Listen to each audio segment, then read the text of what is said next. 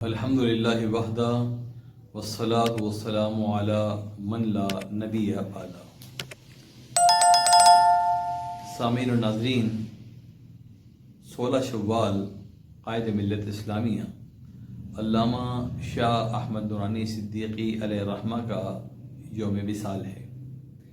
اسی مناسبت سے شوال کے مہینے میں علامہ شاہ احمد نورانی رحمۃ اللہ تعالیٰ علیہ کے 22ویں سالانہ عرس کی تقریبات جاری ہیں، اور شہر کراچی کی طرح پاکستان کے مختلف شہروں میں یہ تقریب منعقد ہو رہی ہیں، اور دنیا بھر میں جہاں جہاں حضرت کے مریدین ہیں، ورلڈ اسلامک مشن کے وابستگان ہیں، جماعت اہل سنت، جمعیت علماء پاکستان، فدائین ختم نبوت، انجمن طلباء اسلام، انجمن نوجوان اسلام اور محبت رسول سے سرشار دیگر تنظیمیں، وہ تمام خانقاہیں، آستانے سلسلہ قادریہ کے جو قائد ملت اسلامیہ سے وابستہ ہیں یا ان کے بزرگوں سے وابستہ ہیں، وہ عرس کی تقریبات منعقد کر رہے ہیں۔ آج کی اس گفتگو میں میں چاہوں گا کہ قائد ملت اسلامیہ علامہ شاہ احمد نورانی صدیقی علیہ الرحمہ کی زندگی کے بعض ان پہلوؤں پر گفتگو ہو جن کا تعلق روحانیت سے ہے۔ علامہ شاہ احمد نورانی علیہ الرحمہ کی سیاسی زندگی تو لوگوں کے سامنے ہے، آپ کی قیادت، آپ کی سیادت، آپ کی دانشمندی اور بے باکی زبازت عام ہے، لیکن چونکہ قائد ملت اسلامیہ ان بزرگوں میں سے تھے جو اپنی ذات کو بالکل پوشیدہ رکھنے کے عادی تھے۔ حضرت علامہ جمیل احمد نعیمی رحمۃ اللہ تعالی علیہ فرمایا کرتے تھے کہ علامہ شاہ احمد نورانی نے اپنی روحانیت پر سیاست کا لبادہ اوڑھ رکھا ہے، اگر وہ سیاست کا یہ لباس اپنے اوپر سے ہٹائیں تو لوگ علامہ شاہ احمد نورانی کو پوجنا شروع کر دیں۔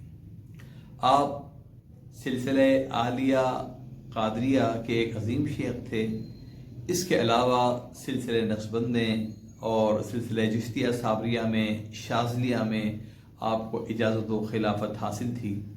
خود آپ کے والد گرامی مبلغ اسلام حضرت شاہ عبدالعلیم صدیقی رحمۃ اللہ تعالیٰ علیہ اپنے وقت کے ایک عظیم شیخ تھے۔ اسی طرح آپ کے تایا، آپ کے دادا اور آپ کے اکابرین اپنے اپنے وقت میں روحانی اعتبار سے دنیا کی عظیم شخصیات میں شامل ہوتے ہیں۔ قائد ملت اسلامیہ علامہ شاہ احمد نورانی کا وصال شمسی اعتبار سے 11 دسمبر 2003 کو ہوا۔ جب 2004 آیا تو مجھ سے کچھی میں منمسد صدر کے احباب نے کہا کہ آپ قائد ملت اسلامیہ سے خاص نسبت و تعلق رکھتے ہیں، اس لیے ان کے پہلے عرس کے موقع پر آپ مسجد میں تشریف لائیں، اور اس مسجد میں جہاں قائد ملت اسلامیہ ساری زندگی جمعے کی امامت و خطابت فرماتے رہے، آپ اس جمعے میں گفتگو فرمائیں، تقریر فرمائیں۔ یہ میرے لیے بہت بڑا اعزاز تھا۔ میں وہاں گیا، جمعے کی تقریر کی۔ مسجد کے نائب امام قاری حسن صاحب نے اور کمیٹی کے احباب نے کہا کہ آئیں ہمارے ساتھ، آپ کام میں شریک ہو جائیں۔ اس موقع پہ قاری حسن صاحب نے کہا کہ قاضی صاحب، میں بعض ایسے واقعات جانتا ہوں، حضرت کی ایسی کرامتوں سے واقف ہوں جس سے کوئی اور واقف نہیں۔ اور انہوں نے یہ بات بیان کی کہ کچھ لوگ جو حضرت کے مرید تھے وہ تشریف لائے، اور جو غالباً جنوبی افریقہ کے ایک علاقے سے تشریف لائے تھے، اور آ کر انہوں نے علامہ شاہ احمد نورانی کے سامنے یہ بات عرض کی کہ ان میں سے ایک مرید کی بچی جو 4-5 سال کی ہے، وہ پیدائشی نابینا ہے، اس کے لیے آپ دعا فرمائیں۔ حضرت نے ان کی تواضع کی جو آپ کی عادت تھی، اور اندر سے تعویذ لا کر دیا کہ یہ لے جا کر بچی کے گلے میں ڈال دینا۔ یہ لوگ پاکستان سے اپنے شہر پہنچے، اپنے ملک پہنچے، اور وہ تعویذ بچی کے گلے میں ڈال دیا۔